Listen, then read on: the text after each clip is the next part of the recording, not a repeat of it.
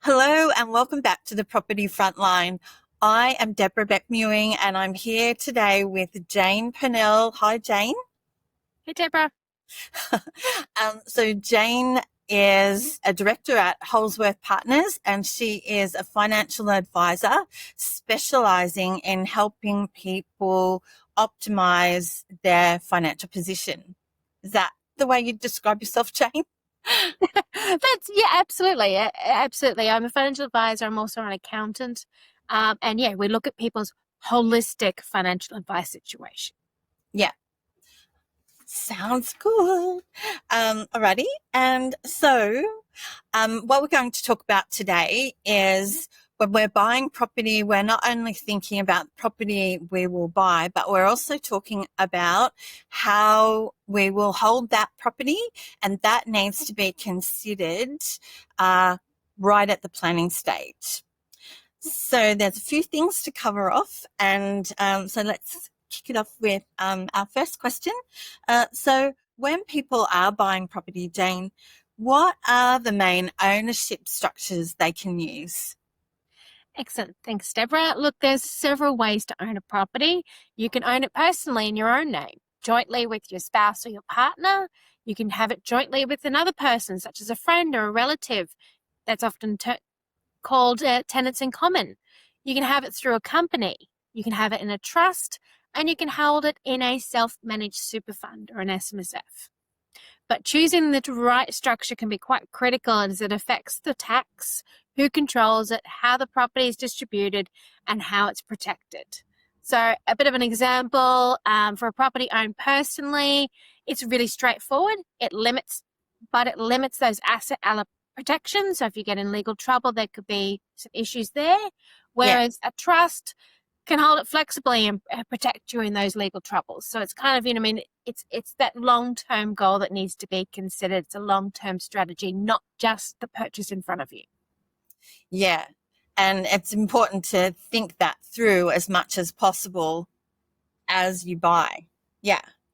Absolutely. Okay. Alrighty. And so how do a person's personal goals, like living in the property, building a portfolio, or creating income, how does that influence which structure a person might choose? It completely drives that.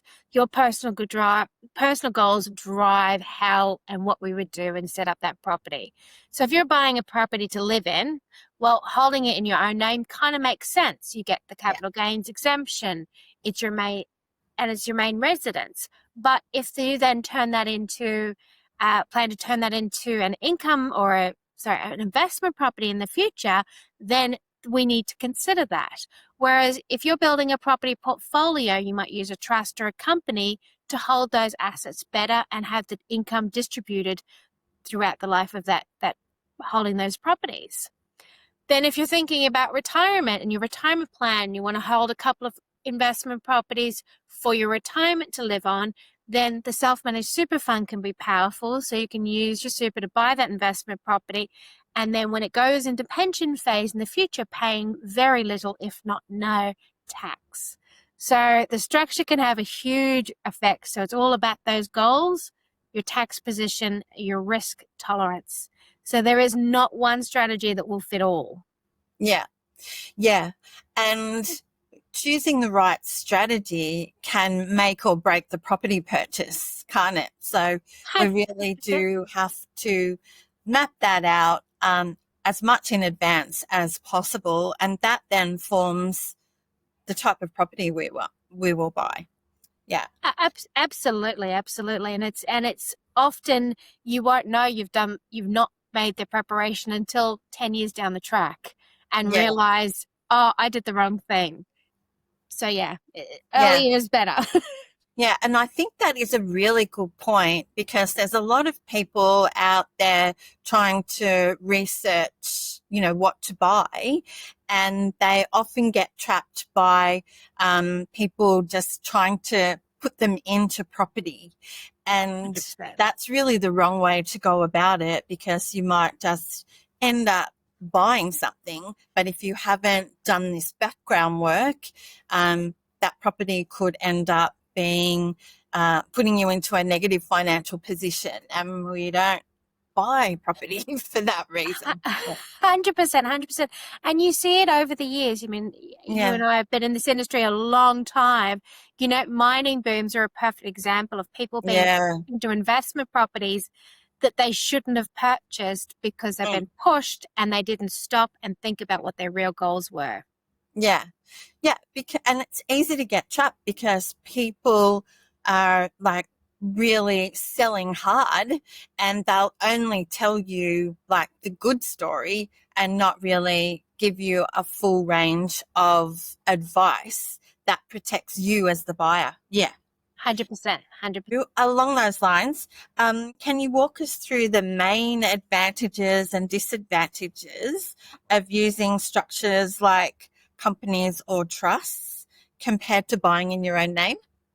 Absolutely. Okay, so buying in your own name is the simplest option. It's inexpensive to set up, it's straightforward to manage, and often makes sense for your family home. The downside is, like we mentioned earlier, if it turns into a rental property, well, then now it's a taxable income at your marginal tax rate. And also the property is not protected if you're ever sued or experience financial difficulties. So occupation has a big role in that as well that needs to be considered. Then we've got your discretionary trust, which occasionally people just call it a family trust. It offers flexibility. Income can be distributed amongst beneficiaries to manage the tax outcomes, and it helps with asset protection. However, there's ongoing administration and compliance costs, and lending can be a little bit more complex. And as we discussed earlier, you also got land tax as an additional expense then. Yeah. Then you've got a unit trust, which works fantastic when there's multiple investors, such as family members or business partners. They can each hold a defined unit, similar to like a share. This provides proportionate ownership. It's great for joint investment, but requires a really strong trust deed and clarity around control and distributions. Then we've got a company. This is great for property development, short-term trading, as profits are taxed at a flat corporate rate. However, companies don't receive a 50% capital gains discount, and any money withdrawn for personal use can attract an additional tax. So it may become your income. So you'll have to pay PAYG. Yeah. Then last, the self-managed super fund can own property for retirement investment purposes. It's highly tax effective because the super fund only pays 15% tax in the accumulation phase and potentially 0% tax in the pension phase. But there is really strict rules around borrowing, related party transactions, how the property is used, and it's really only suited for those long-term investors with the strategy of retirement planning. Yeah. So there's a lot of structures and companies there that provide a lot of flexibility and protection and tax effective, but they can also come with those added complexity and compliant responsibilities. And what else would I want to say about that? Yeah, I think like when I was going through it myself, I felt like there's so much choice. And so I think people, when they're really starting to look at this, it's really important to understand what the different options are for them, and have it explained in such a way that they can really not only comprehend, but you have to talk to someone who will tell you like the full story without boring you to death. I mean, that's what I needed. Like, I found it really hard to find someone who could speak in my language. Often I need drawings so that I could see which pathway was best for me at that particular time. Yeah. Yeah, and of course, then you do have some rules change along the way, but yeah. So 100%. thinking about that, if someone's planning to build a long-term high-performing portfolio or hold a range of investment properties, what kind of structure or mix of structures should they consider? And this is a very good question, Deborah, because if anyone is planning on building a property portfolio, that very likely would they need multiple structures and a mix of structures, because there's different needs and we need to take advantage of all those different needs. So we might purchase the first investment in a discretionary trust, give them a bit of flexibility with the income, and the asset protection, but then they might go, okay, we've got a little development project we're going to do over here with a business partner. So then we might look at a company or a unit trust to isolate that risk to that project and manage that tax effectively. And then there might be a couple of properties that go, I want to hold this for a long time. I want this one to be my income and retirement. So we'll go, okay, we'll purchase this one and self-managed super fund. So by creating this great mix of different structures, and look, and even sometimes holding it in your own name and having a negative gearing effect can be great for a property that you don't plan to hold long term. So it's a really about sort of building a structure that suits your needs, and it will grow and change as you grow, because the goals keep changing. While 10 years feels like it was yesterday, at the same time, a lot changes in 10 years. Yeah. Yeah, Yeah, so yeah, absolutely. So look, what works for the first property possibly won't work for the fifth. So it's about sitting down with somebody and building your goal and your structure and ideas, and then revisiting it as we go along that journey together. Yeah. Yeah, that's such good advice. And of course, what I think you see it too, but I see a lot of it. People will come to me and say, oh, I want to buy this and I'm going to put it in my SMSF. And I'll say, well, that's fine, but we also want to have a check to see that there's not a better way of doing it.